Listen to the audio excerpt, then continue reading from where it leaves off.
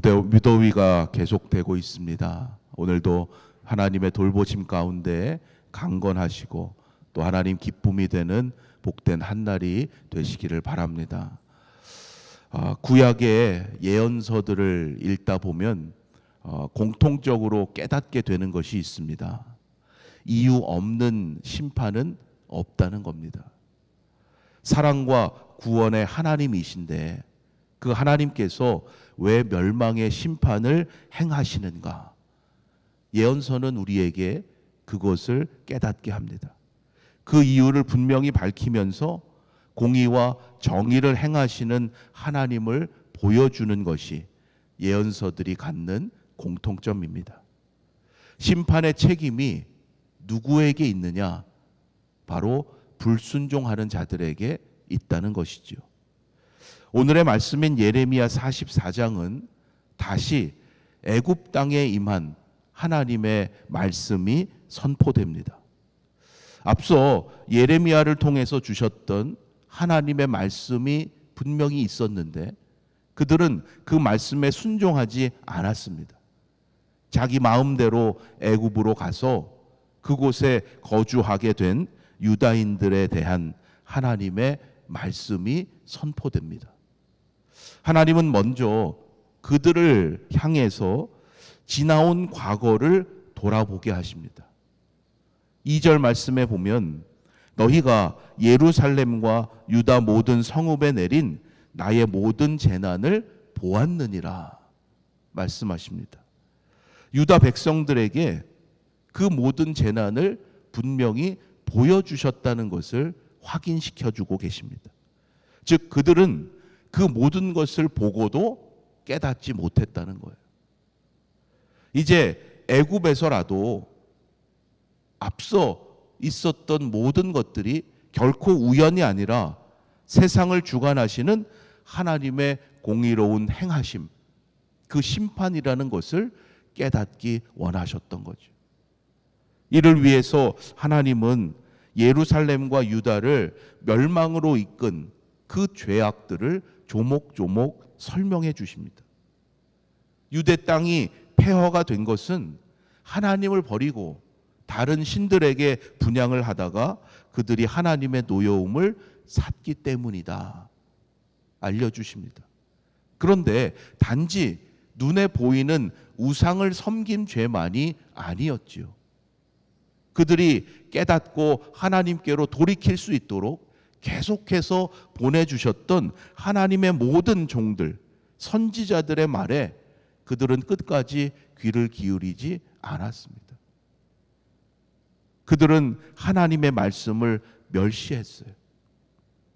그들이 듣기에 좋은 것만 옳다고 여겼습니다. 그들의 죄악과 그로 인한 예루살렘의 멸망을 분명히 경고하셨는데도 그들은 그것마저도 무시했습니다. 여러분, 그들만이 아니라 오늘 이 시대에도 하나님께서 행하시는 것을 보고도 깨닫지 못하는 것이 오늘 우리의 연약함이고 우리의 어리석음입니다. 하나님이 계시지 않는 게 아니라 우리가 그것을 보고도 깨닫지 못한다는 거예요. 말씀을 안다고 하지만 아는 대로 행하지 않고 내 생각대로 살고자 합니다. 그래서 우리에게 매일매일 하나님의 말씀을 상고하는 것이 중요한 거예요. 내 생각이 앞서지 않도록. 아는 것이 우리의 목표가 아닙니다. 아는 대로 사는 것이 우리의 사명이에요. 그들 가운데 예루살렘이 왜 어떻게 무너졌는지 모르는 이가 없었습니다.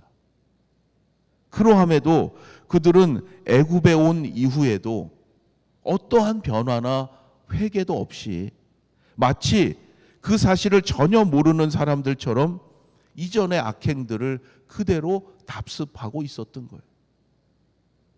그렇게 하나님이 애굽에는 마치 안 계신 것처럼 그들은 모든 것을 보았으면서도 선조들의 악행을 다 잊어버리고 선조들에게 주셨던 하나님의 계명을 다 무시했던 것입니다. 여러분, 상황이 변하고 시대가 아무리 변한다 하더라도 믿음의 성도로서 결코 하지 말아야 할 것이 있어요. 지금의 문제, 지금의 실패 때문에 하나님께서 주실 장래의 소망을 우리가 미리 다 포기하는 거예요. 믿음의 사람은 지금의 문제나 실패를 통해서 도리어 하나님의 섭리를 볼 수 있어야 하고 도리어 신앙의 성장과 성숙을 향해 나아갈 수 있어야 합니다. 왜 잘못되었는가? 지금 무엇이 문제인가? 우리가 먼저 이것을 깨닫고자 하고 돌이켜 겸손한 마음으로 기도할 수 있어야 돼요.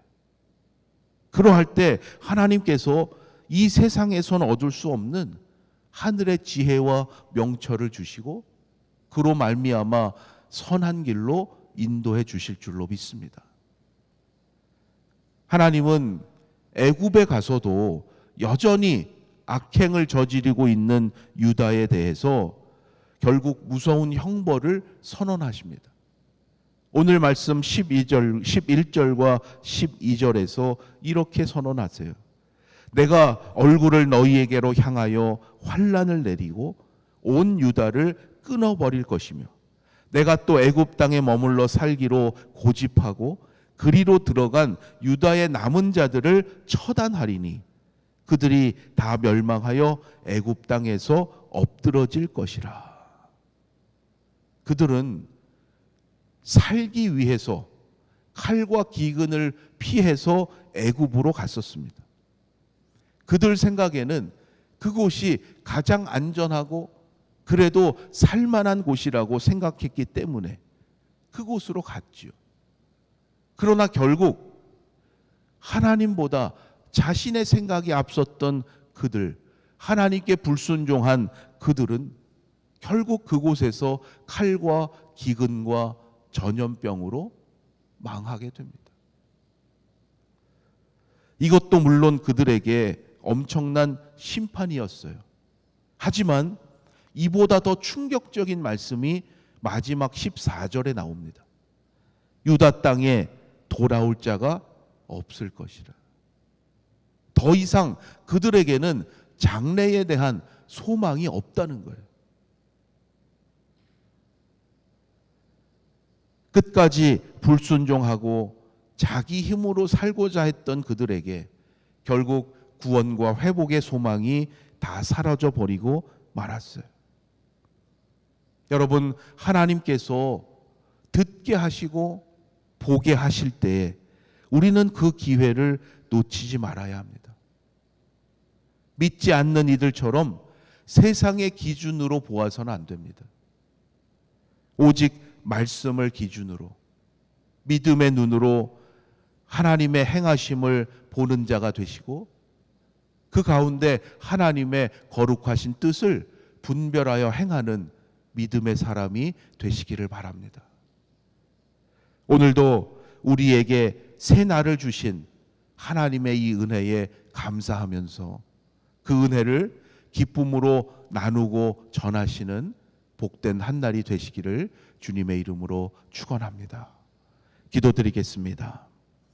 하나님, 오늘도 저희들에게 새 날을 허락하여 주심을 감사합니다.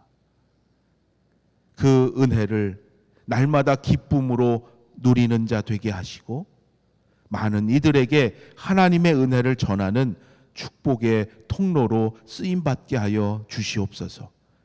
어떠한 상황과 형편에 있든지 하나님께서 예비하실 장래의 소망을 포기하지 않게 하시고 끝까지 말씀에 순종하는 믿음의 인생 되게 하여 주시옵소서.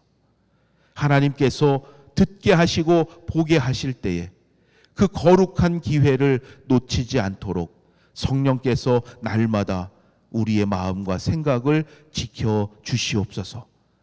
오직 말씀을 기준으로 하나님의 행하심을 믿음의 눈으로 보는 자 되게 하셔서 오늘 이 세상을 향하신 하나님의 놀라운 구원의 역사에 쓰임받는 저희들 되게 하여 주시옵소서.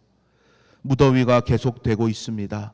하나님, 우리 아연의 성도들 주의 날개 아래 안전함으로 지켜주시고 늘 평안토록 지켜주시옵소서. 이제 내일 8월 첫 번째 주일을 준비합니다. 모든 손길들 위에 능력을 더하시고 또한 사모하는 그 마음 가운데 들어야 할 말씀 선포되게 하셔서 놀라운 하나님의 역사를 찬양하며 더욱 믿음으로 결단하는 우리 아연의 공동체 되게 하여 주시옵소서. 이달 계획하고 있는 모든 사역들 하나님께서 주관하여 주시고 기도로 준비하며 주님 주시는 능력으로 감당할 때에 놀라운 성령의 열매를 맺는 귀한 사역 되게 하여 주시옵소서. 오늘도 하나님 앞에 감사함으로 간구하는 제목들마다 하나님 응답하여 주시고 살아 역사하시는 하나님이심을 체험하며 하나님께 영광 돌리게 하여 주시옵소서. 우리 주 예수 그리스도의 이름으로 감사하며 기도드립니다. 아멘. 하늘에 계신 우리 아버지여, 이름이 거룩히 여김을 받으시오며 나라가 임하시오며 뜻이 하늘에서 이루어진 것 같이 땅에서도 이루어지이다. 오늘 우리에게 일용할 양식을 주시옵고 우리가 우리에게 죄 지은 자를 사하여 준 것 같이 우리 죄를 사하여 주시옵고 우리를 시험에 들게 하지 마시옵고 다만 악에서 구하시옵소서. 나라와 권세와 영광이 아버지께 영원히 있사옵나이다. 아멘.